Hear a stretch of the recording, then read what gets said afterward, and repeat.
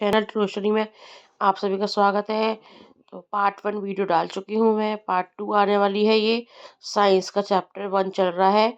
अभी first chapter में से ही पार्ट 1 डाला था, ये पार्ट 2 है।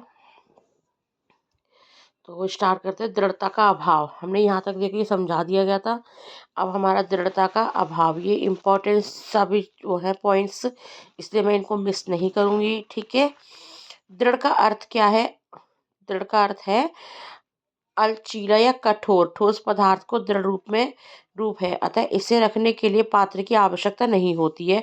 तरल वह पदार्थ है जो शीघ्रता से बह सकता है तथा इसको रखने के लिए पात्र की आवश्यकता होती है। द्रव पदार्थ की तरल रूप है जो पात्र के आकार को ग्रहण कर लेता है, और जबकि गैस पदार्थ के तरल रूप है जो पात्र पर को भर देती है। मतलब जो दृढ़ है, दृढ़ और अलचीला कठोर या ठोस पदार्थ का दृढ़ रूप है, इससे क्या करते हैं हम? रखने के लिए पात्र की आवश्यकता, पात्र मतलब बर्तन की आवश्यकता होती है। तरल वह पदार्थ है जो शीघ्रता से बह सकता है तथा इसे रखने के लिए पात्र की आवश्यकता होती है।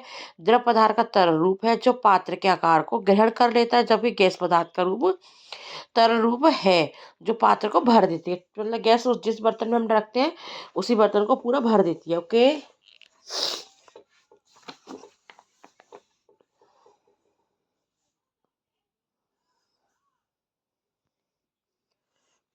अब देखिए, हमने यहाँ तक चैप्टर समझा था, इसके पॉइंट्स हैं कुछ। तो प्राचीन काल में तत्वों का सामान्य कर वर्गीकरण क्या था? प्राचीन काल में तत्वों का सामान्य वर्गीकरण क्या था? उनका नाम बताइए। हथौड़े से चोट पर चौक का एक टुकड़ा छोटे छोटे टुकड़ों में टूट सकता है, परंतु समान प्रकार से लोहे के टुकड़े को तोड़ना संभव नहीं है। क्यों? रेत की कुछ मात्रा का घनत्व ज्ञात कीजिए जिसका द्रव्यमान कितना है?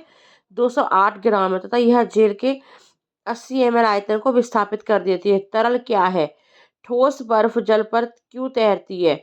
किस भौतिक क्रिया द्वारा जलती हुई सुगंधित अगरबत्ती की गंध चारों ओर फैल जाती है? किस भौतिक क्रिया द्वारा जलती हुई सुगंधित अगरबत्ती की गंध चारों ओर फैल जाती है? कैसे फैल जाती है? जैसे जो कौन सा था वो, विषण द्वारा। विषण की जो अगरबत्ती की, किसके द्वारा? आग के द्वारा। तो जो क्वेश्चन था ना कि उसमें गर्मा गर्म खाने की सुगंध किसकी वजह से फैलती है? गैस जलने की वजह से, गैस की जलने की वजह से होती है। तो ये भी किससे होती है? अगरबत्ती जलने की वजह से। तो भौतिक क्रिया विषण, मतलब कि विषण की दर में वायु में मिल जाती है उसके कण, तो खुशबू उसकी वजह से फैल जाती है पूरे उसमें। ठीक है। आई होप आप लोगों को समझ में आएगा। प्लीज़ कमेंट जरूर करें। और ये इम्पोर्टेंस पॉइंट्स हैं और ये क्वेश्चंस हैं कि जो बच्चों को समझ में आने चाहिए, और खुद भी करेंगे ये क्वेश्चन, क्योंकि चैप्टर के अंदर से ही है सारे। ठीक है। पदार्थ की अवस्था परिवर्तन क्या है? दैनिक जीवन में हम विभिन्न पदार्थों के संपर्क में आते हैं जो 3 अवस्थाओं में पाए जाते हैं, अर्थात ठोस, द्रव तथा गैस।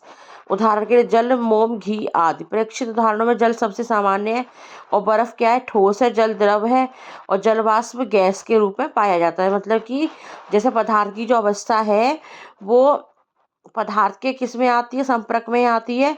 ठोस, द्रव, गैस। ऐसे उसके उदाहरण क्या क्या थे? जल, मोम, घी आदि। ठीक है। तो आई होप सबको समझ में आया होगा, और प्लीज़ कमेंट जरूर करें। ठीक है। पदार्थ की अवस्थाओं का रूपांतरण क्या है? पदार्थ की अवस्थाएं परिवर्तनीय होती हैं।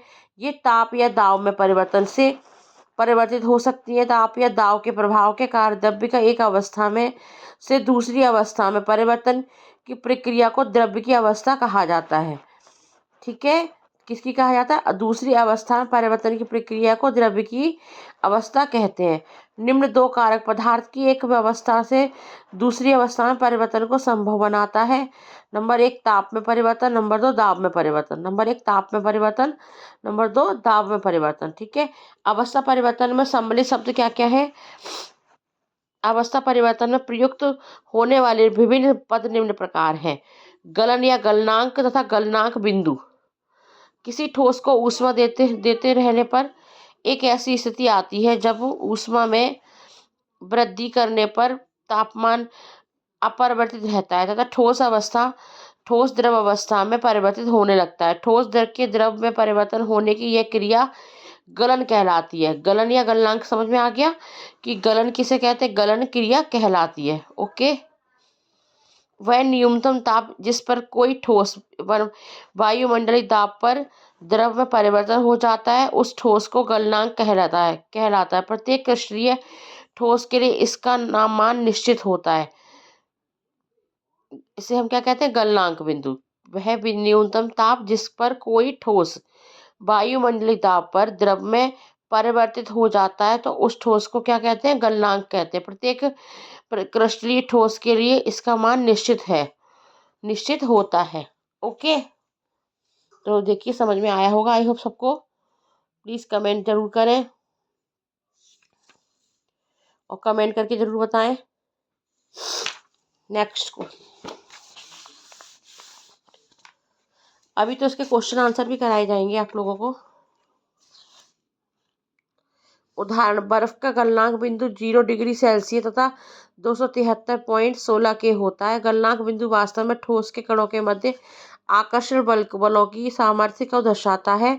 पदार्थ का उच्च गलनांक होने का अर्थ पदार्थ के कणों के बीच उच्च आकर्षण बल होता है। पदार्थ के कणों के बीच क्या होता है? उच्च आकर्षण बल होता है। क्वथन तथा क्वथनांक क्या होता है? द्रव को गर्म करने पर उसका ताप बढ़ने लगता है। निरंतर गर्म करते रहने पर एक ऐसी स्थिति आती है जहां द्रव का ताप स्थिर हो जाता है।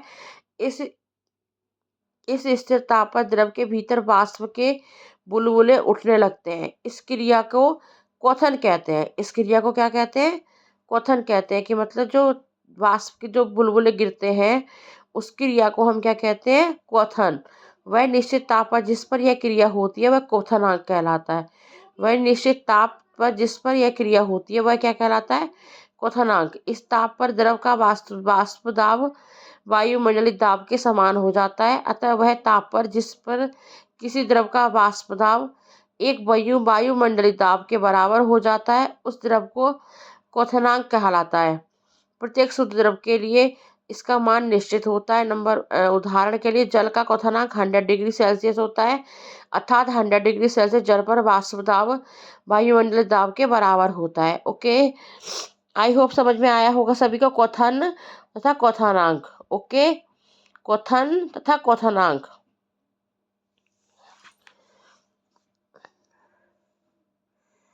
ऊर्ध्वापतन, कुछ ठोस ऐसे भी होते हैं जो गर्म करने पर बिना द्रव अवस्था में परिवर्तित हुए सीधे ही वाष्प में परिवर्तित हो जाते हैं तथा ठंडा करने पर पुनः ठोस अवस्था में परिवर्तित हो जाते हैं। ऐसे पदार्थ का ऊर्ध्वपातज कहलाते हैं। ऐसे पदार्थ क्या कहलाते हैं? ऊर्ध्वपातज।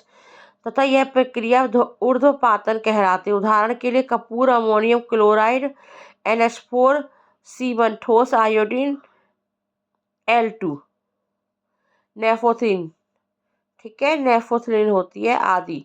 वाष्पीकरण क्या है? क्वथनांक से नीचे किसी भी ताप पर द्रव की सतह से द्रव के कणों को वाष्प में परिवर्तन की क्रिया वाष्पन कहलाती है। क्वथनांक से नीचे किसी भी ताप पर द्रव की सतह से द्रव के कणों की क्रिया क्या कहलाती है? वाष्प में परिवर्तन क्रिया कहलाती है। हिमीकरण या हिमांक, जब किसी द्रव का ताप घटाया जाता है तथा उसके कणों की गतिज ऊर्जा घटने लगती है तथा एक निश्चित ताप पर या उससे नीचे इन कणों के मध्य अंतराणिक आकर्षण बल प्रबल होने लगता है। अंततः ठोस द्रव में परिवर्तन होने लगता है। द्रव के ठोस में परिवर्तन होने की प्रक्रिया को हिमीकरण कहते हैं। वह निश्चित ताप पर जिस पर यह क्रिया होती है उसे हिमांक कहते हैं। ओके, समझ आया होगा आप सबको? दिखाई भी दे रहा है सबको? प्लीज बताएं कमेंट करके। सबको दिखाई दे रहा है? मेरे को भी दिखाई दे रहा है। संघनन, तापमान व तथा दाब की विशेष परिस्थितियों में पदार्थ की गैस अवस्था में के द्रव अवस्था में परिवर्तन की प्रक्रिया संघनन कहलाती है।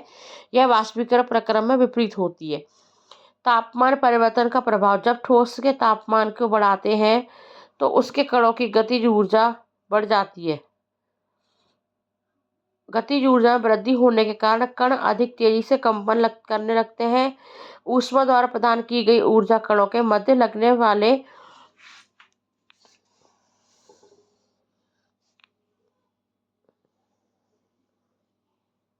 आकर्षण बल के विरुद्ध कार्य करती है। इस कारण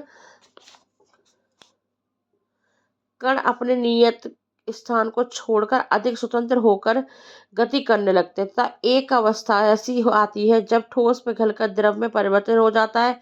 जब द्रव की अतिरिक्त ऊर्जा दी जाती है तो कण तीव्रता से गति करने लगते हैं। निश्चित ताप पर किसी बिंदु पर जब कणों की ऊर्जा उनके मध्य होती है, आकर्षण बलों का तोड़कर उन्हें मुक्त करने वालों के लिए पर्याप्त होती है। इस ताप क्वथनांक पर द्रव गैस में परिवर्तन होना प्रारंभ कर देता है। ताप में कमी द्वारा गैस को द्रव अवस्था में परिवर्तित किया जा सकता है तथा द्रव को ठोस अवस्था में परिवर्तित किया जा सकता है। भौतिक अवस्था पर तापमान परिवर्तन का प्रभाव निम्न प्रकार संक्षिप्त किया जा सकता है। ठोस अवस्था, ऊष्मा शीतलता, द्रवावस्था, ऊष्मा शीतलता में गैसीय अवस्था। अतः हम ये कह सकते हैं कि तापमान बदलकर हम पदार्थ को अवस्था से दूसरी अवस्था में बदल सकते हैं, जैसे कि द्रव, गलन, जमना, ऊर्ध्वापतन, दृढ़ीकरण, बाष्पीकरण, गैस। द्रवों के तीनों भौतिक अवस्थाओं को उनका अवस्था परिवर्तन करा जा सकता है। द्रव की तीनों भौतिक अवस्थाओं को उनका अवस्था परिवर्तन किया जा सकता है। ओके, तो आई होप आप सबको समझ में आया होगा। जब भी समझ में आए प्लीज़ कमेंट करके ज़रूर बताना कैसा लगा है समझाया हुआ। इम्पोर्टेंट्स क्वेश्चंस हैं ये, क्योंकि अगर डेफिनेशन लर्न हो गई तो समझ लो ये भी लर्न हो जाएगा। गैस तथा वाष्प में अंतर। यदि गैस किसी पदार्थ का क्वथनांक बिंदु कक्षताप से कम हो तो गैसीय अवस्था कहलाती है, उदाहरण O2, N2, CO2 आदि। और यदि एक पदार्थ का सामान्य भौतिक अवस्था या ठोस या द्रव हो परंतु गैसीय अवस्था में यह तो स्वयं ऊर्जा अवशोषण द्वारा परिवर्तित हो जाए तो जब गैसीय अवस्था वाष्प अवस्था कहलाती है, उदाहरण के जल और वायु में वाष्प। तो अभी मैंने यहाँ तक करा दिया है वाष्प तक। उसके बाद नेक्स्ट वीडियो में कराऊंगी मैं। बहुत सारा बड़ा चैप्टर है ये, और प्लीज़ देख लीजिए सही से अच्छे से।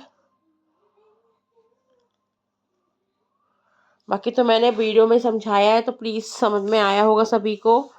आई होप सबको समझ में आए, और कमेंट करके ज़रूर बताएं कैसा लगा समझाया हुआ। ठीक है।